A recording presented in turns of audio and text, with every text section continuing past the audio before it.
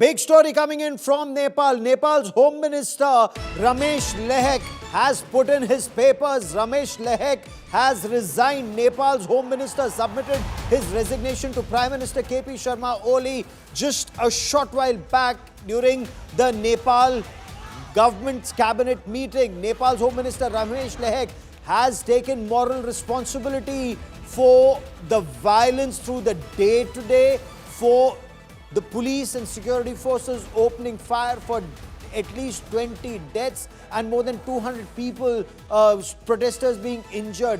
Now, Ramesh Lehek is a member of the Nepali Congress Party, had assumed office as Home Minister on the 15th of July 2024. The situation across Nepal, all across the 77 districts of Nepal, remains extremely precarious.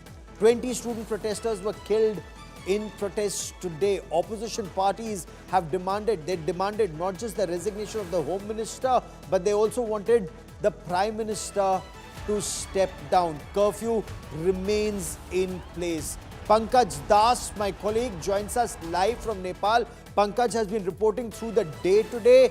Pankaj, what prompted the resignation of the Home Minister? There are voices that say that the Prime Minister, KP Sharma Oli, should own moral responsibility and resign.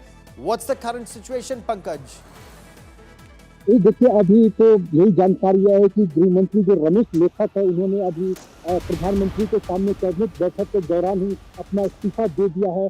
और आज की दिन भर की जो घटना हुई है, जिसमें 20 प्रदर्शनकारी बच्चे मारे गए हैं और सैकड़ों की संख्या में प्रदर्शनकारी घायल हो गए, इन सबकी नैतिक जिम्मेदारी लेते हुए रमेश लेखक ने अपने पद से इस्तीफा दे दिया है। हालांकि इनका इस्तीफा अभी मंजूर हुआ नहीं हुआ है, इस बात की कोई जानकारी नहीं है, लेकिन इतना कंफर्म है कि प्रधानमंत्री के सामने कैबिनेट बैठक में गृह मंत्री रमेश लेखक ने सभी नैतिक जिम्मेदारी आज की घटना की लेते हुए अपना इस्तीफा दे दिया है।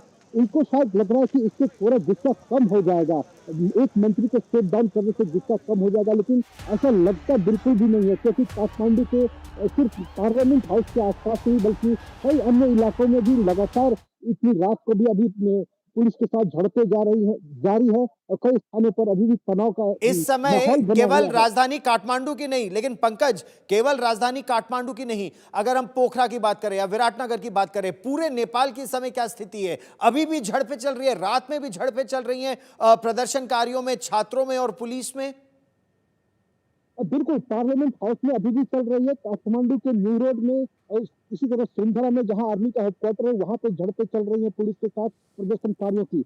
इसके अलावा वीरगंज में भी झड़प है, जिसके कारण अभी रात को 9 बजे से वहां भी कर्फ्यू का आदेश जारी कर दिया गया है। बुटवल में, भैरवा में, इछारी में, इसी तरह दमक में, कई सारे शहर, करीब आधा दर्जन से अधिक शहरों में इस समय कर्फ्यू लगा दिया गया है, क्योंकि बिल्कुल ही कंट्रोल से बाहर है। और कर्फ्यू लगाने के बाद भी कोई प्रदर्शन रुक नहीं रहा है, ये झड़पें रुक नहीं रही हैं, प्रदर्शनकारी मानने को तैयार बिल्कुल भी नहीं है।